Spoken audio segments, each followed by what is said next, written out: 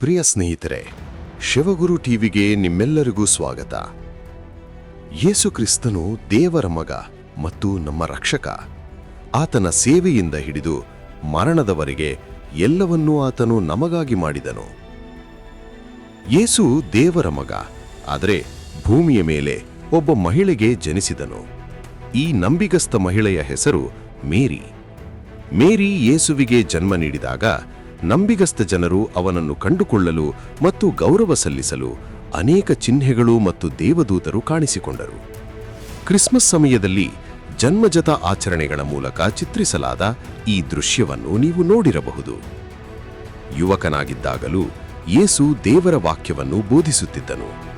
12 ವರ್ಷ ವಯಸ್ಸಿನಲ್ಲಿ ಯೇಸು ದೇವಾಲಯದಲ್ಲಿ ವೈದ್ಯರ ಮಧ್ಯದಲ್ಲಿ ಕುಳಿತುಕೊಂಡು ಅವರ ಮಾತುಗಳನ್ನು ಕೇಳುತ್ತಾ, ಪ್ರಶ್ನೆಗಳನ್ನು ಕೇಳುತ್ತಾ ಕಂಡುಬಂದನು. ಮತ್ತು ಅವನ ಮಾತುಗಳನ್ನು ಕೇಳಿದವರೆಲ್ಲರೂ ಅವನ ತಿಳುವಳಿಕೆ ಮತ್ತು ಉತ್ತರಗಳಿಗೆ ಆಶ್ಚರ್ಯಚಕಿತರಾದರು. ಯೇಸು 30ನೇ ವಯಸ್ಸಿನಲ್ಲಿ ತನ್ನ ಸೇವೆಯನ್ನು ಪ್ರಾರಂಭಿಸಿದಾಗ ಬ್ಯಾಪ್ಟಿಸಂ ಮಾಡುವ ಅಧಿಕಾರ ಹೊಂದಿದ್ದ ತನ್ನ ಸೋದರ ಸಂಬಂಧಿ ಸ್ನಾನಿಕ ಯೋಹಾನನಿಂದ ದೀಕ್ಷಾ ಸ್ನಾನ ಪಡೆಯಲು ಜೋರ್ಡಾನ್ ನದಿಗೆ ಹಲವು ಮೈಲುಗಳಷ್ಟು ನಡೆದುಕೊಂಡು ಹೋದನು.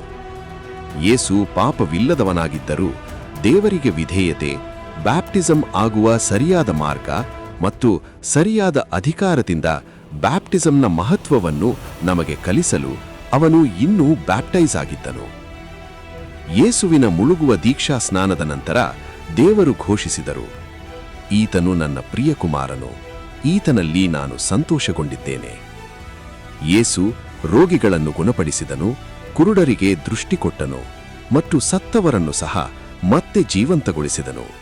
ಹೆಚ್ಚು ಮುಖ್ಯವಾಗಿ ಅವನು ಜನರ ಪಾಪಗಳನ್ನು ಕ್ಷಮಿಸಿದನು. ಯಹೂದಿ ಪುರೋಹಿತರು ಅವನ ಕಾರ್ಯಗಳನ್ನು ದೇವದೂಷಣೆಯ ನಡವಳಿಕೆ ಎಂದು ಪರಿಗಣಿಸಿದ್ದರೂ ಯೇಸು ತನ್ನ ಕಾರ್ಯಗಳು ದೇವರ ಚಿತ್ತಕ್ಕೆ ಹೊಂದಿಕೆಯಾಗುತ್ತವೆ ಎಂದು ಜನರಿಗೆ ನಿರಂತರವಾಗಿ ನೆನಪಿಸಿದನು. ಇದರಿಂದ ತಂದೆಯು ಮಗನಲ್ಲಿ ಮಹಿಮೆ ಹೊಂದುತ್ತಾನೆ. ಅವರ ಜೀವನದುದ್ದಕ್ಕೂ ಅನೇಕರು ಯೇಸುವಿನ ಮೇಲೆ ಕೋಪಗೊಂಡಿದ್ದರು, ಏಕೆಂದರೆ ಅವರು ಅವನನ್ನು ಅರ್ಥ ಮಾಡಿಕೊಂಡಿರಲಿಲ್ಲ. ಅವನು ಅಪರಿಚಿತ ವಿಷಯಗಳನ್ನು ಕಲಿಸಿದನು ಮತ್ತು ಪಾಪಿಗಳಿಗೆ ಕರುಣೆಯನ್ನು ತೋರಿಸಿದನು. ಅವನು ಅದ್ಭುತ ಶಕ್ತಿಯನ್ನು ಪ್ರದರ್ಶಿಸಿದನು ಮತ್ತು ಕೆಲವು ನಾಗರಿಕ ಮತ್ತು ಚರ್ಚ್ ನಾಯಕರು ಅವನ ಪ್ರಭಾವದಿಂದ ಬೆದರಿಕೆಗೆ ಒಳಗಾಗಿದ್ದರು. ಯೇಸುವನ್ನು ಬಂಧಿಸಲಾಯಿತು ಮತ್ತು ನಂತರ ಶಿಲುಬೆಗೇರಿಸಲಾಯಿತು ಅಥವಾ ಕೊಲ್ಲಲಾಯಿತು. ದೇವರ ಚಿತ್ತವನ್ನು ಪೂರೈಸುವ ಸಲುವಾಗಿ ಅವನು ಅದನ್ನು ಅನುಮತಿಸಿದನು. ನಾನು ನನ್ನ ಪ್ರಾಣವನ್ನು ಮತ್ತೆ ತೆಗೆದುಕೊಳ್ಳುವಂತೆ ಅರ್ಪಿಸುತ್ತೇನೆ ಎಂದು ಕರ್ತನು ಹೇಳಿದನು.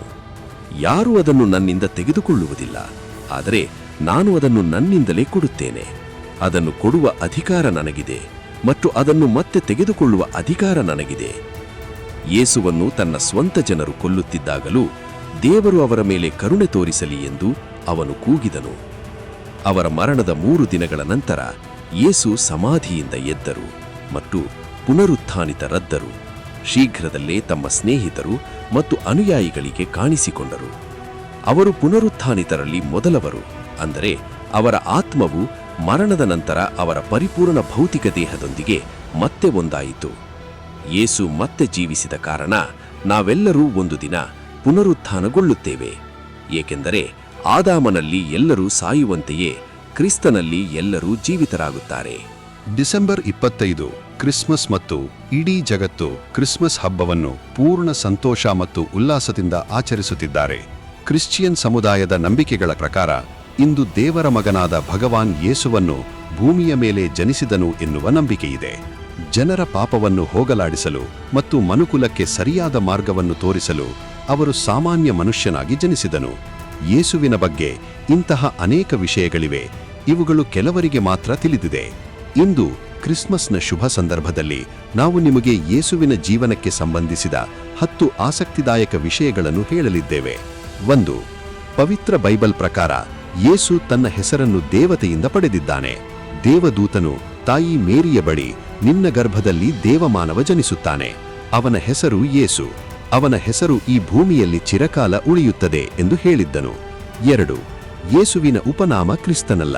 ಹಿಂದೆ ಪ್ಯಾಲೆಸ್ಟೈನ್ ಜನರಿಗೆ ಉಪನಾಮ ಇರಲಿಲ್ಲ. ಕ್ರಿಸ್ತ ಎಂಬುದು ಗ್ರೀಕ್ ಪದವಾಗಿದ್ದು ಇದರರ್ಥ ಮಸೀಹ. 3. ಕ್ರಿಶ್ಚಿಯನ್ ಸಮುದಾಯವು ಡಿಸೆಂಬರ್ 25ರಂದು ಕ್ರಿಶ್ಚಿಯನ್ ಕ್ರಿಸ್ಮಸ್ನ ಜನ್ಮದಿನವನ್ನು ಬಹಳ ವಿಜೃಂಭಣೆಯಿಂದ ಆಚರಿಸುತ್ತದೆ.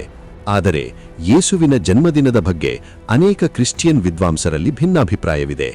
ಅನೇಕ ಜನರು ಜೀಸಸ್ ಶರತ್ಕಾಲದಲ್ಲಿ ಜನಿಸಿದರು, ಚಳಿಗಾಲದಲ್ಲಿ ಅಲ್ಲ ಎಂದು ನಂಬುತ್ತಾರೆ. ಮ್ಯಾಥ್ಯೂ ಪ್ರಕಾರ ಯೇಸುವಿಗೆ ಅನೇಕ ಒಡಹುಟ್ಟಿದವರಿದ್ದರು. ಅವರ ಹೆಸರುಗಳು ಜೇಮ್ಸ್, ಜೋಸೆಫ್, ಸೈಮನ್ ಮತ್ತು ಜೂಡಾಸ್. ಕ್ರಿಶ್ಚಿಯನ್ ನಂಬಿಕೆಯ ಪ್ರಕಾರ ಯೇಸು ಮೊದಲು ಬಡಿಗೆಯಾಗಿ ಕೆಲಸ ಮಾಡುತ್ತಿದ್ದನು. ಅವನ ಸಹೋದರ ಜೋಸೆಫ್ ಸಹ ಬಡಿಗೆಯಾಗಿದ್ದನು ಮತ್ತು ಯೇಸು ಅವನಿಂದ ಮರಗೆಲಸವನ್ನು ಕಲಿತನು. ಯೇಸು ಸಾಮಾನ್ಯ ಮನುಷ್ಯನಂತೆ ಸರಳವಾದ ಮುಖಭಾವವನ್ನು ಹೊಂದಿದ್ದನು.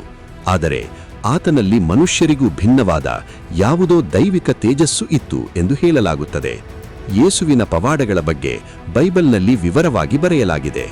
ಆದರೆ ಮದುವೆ ಸಮಾರಂಭದಲ್ಲಿ ನೀರನ್ನು ಮದ್ಯವಾಗಿ ಪರಿವರ್ತಿಸುತ್ತಿದ್ದುದು ಅವರ ಮೊದಲ ಪವಾಡವಾಗಿದೆ. ಮ್ಯಾಥ್ಯೂ ಪ್ರಕಾರ ಲಾರ್ಡ್ ಜೀಸಸ್ ಅರಾಮಾಯಿಕ್, ಹೀಬ್ರೂ ಮತ್ತು ಗ್ರೀಕ್ ಇತ್ಯಾದಿ ಭಾಷೆಗಳನ್ನು ಮಾತನಾಡುತ್ತಿದ್ದರು. ಮ್ಯಾಥ್ಯೂ ಪ್ರಕಾರ ಯೇಸು ಮಾಂಸವನ್ನು ಸೇವಿಸುತ್ತಿದ್ದನು, ಆಗಾಗ ಮೀನನ್ನು ಕೂಡ ತಿನ್ನುತ್ತಿದ್ದರು.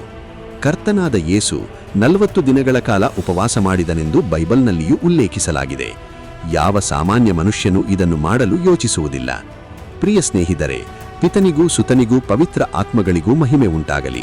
ಎಲ್ಲರಿಗೂ ಶುಭವಾಗಲಿ. ದಯವಿಟ್ಟು ನಮ್ಮ ಚಾನಲ್ ಅನ್ನು ಸಬ್ಸ್ಕ್ರೈಬ್ ಮಾಡಿ ನಮಗೆ ಬೆಂಬಲವನ್ನು ನೀಡಿ.